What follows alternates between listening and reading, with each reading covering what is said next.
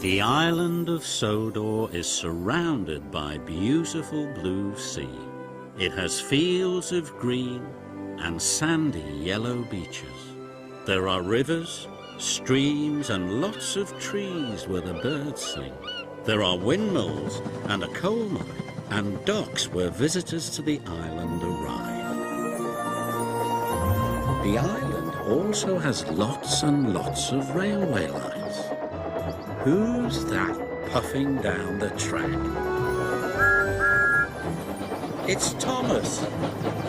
Hello, Thomas. Hello, everybody. Welcome to the island of Sodor.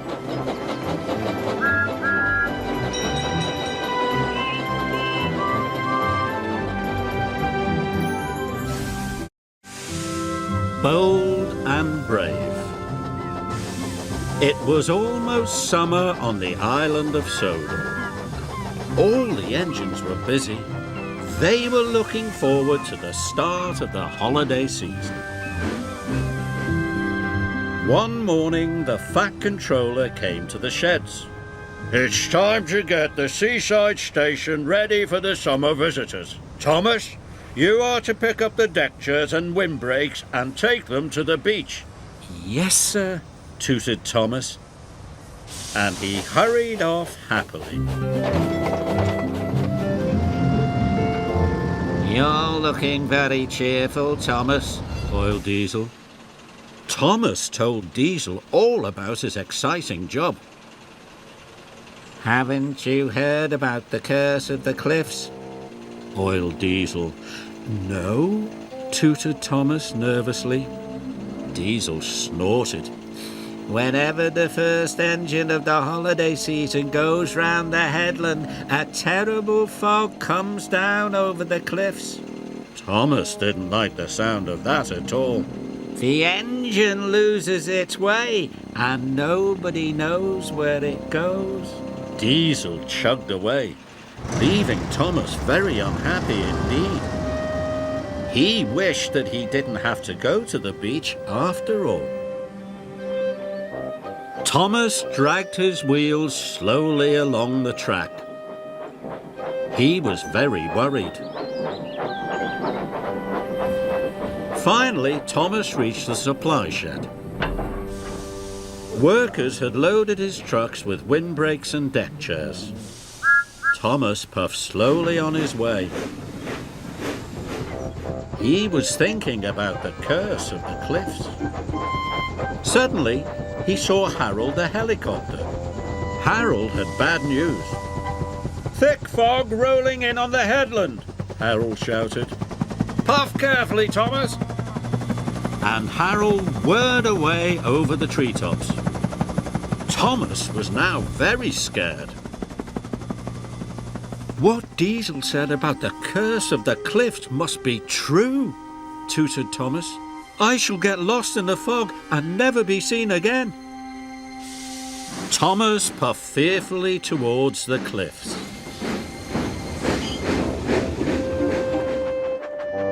Thomas was approaching a tunnel when he saw Ben.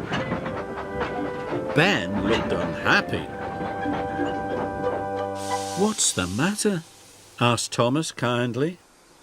I was enjoying myself until I met Diesel, said Ben unhappily. He told me a monster lives in this tunnel. Now I'm too scared to go through. I'm sure Diesel can't be right about the monster, Thomas said. Why don't I go into the tunnel first, he said. Then you can follow me. Thomas puffed slowly into the tunnel. He heard a strange noise. Must be brave, he told himself. Thomas was determined not to show Ben he was frightened. He screwed up his courage and puffed slowly on. Then the noise grew louder and louder.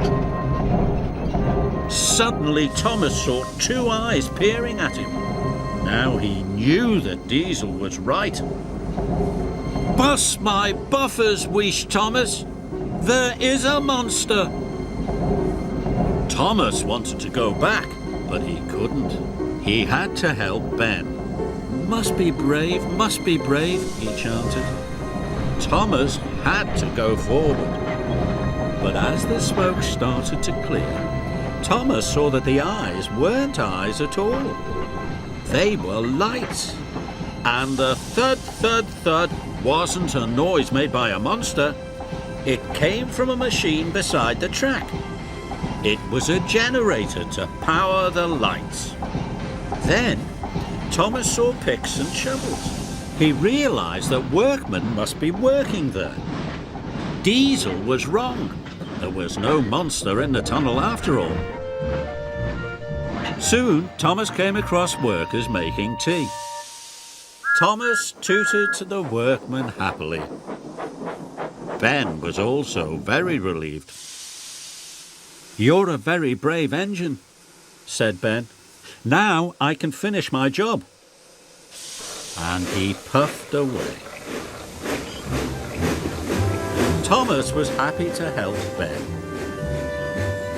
Then he remembered that he still had to get to the beach. And he remembered Diesel's warning about the curse of the cliffs.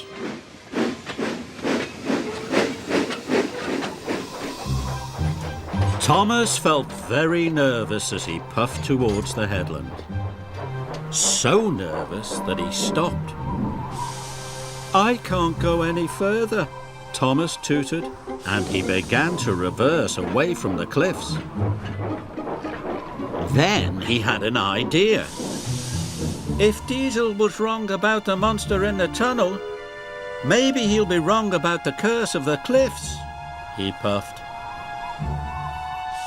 He started to go forward again.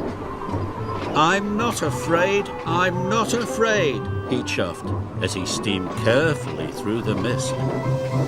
Suddenly, the mist rolled away and the sun came out. Thomas saw that the cliffs were beautiful. "Diesel just wanted to frighten me," Thomas whistled. Soon the seaside station was up ahead. At last, Thomas reached the station on the other side of the headland. Thomas knew that soon the beach would be filled with happy holidaymakers. "I should not have believed what Diesel said about the curse of the cliffs," wheezed Thomas. In future, Thomas decided he would believe in himself.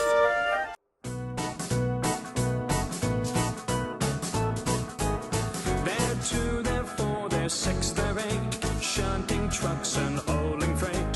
Red and green and brown and blue, they're the really useful crew, all with different roles to play. Around Tidmouth shed so far away, down the hills and round the bends, Thomas and his friends. Thomas, he's the cheeky one, James is vain but lots of fun.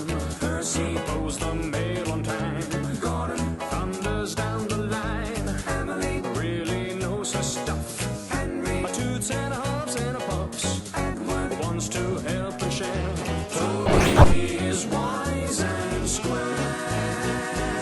They're two, they're four, they're six, they're eight, shunting trucks and hauling freight. Red and green and brown and blue, they're the really useful crew, all with different roles to play. Round Tidmouth shed so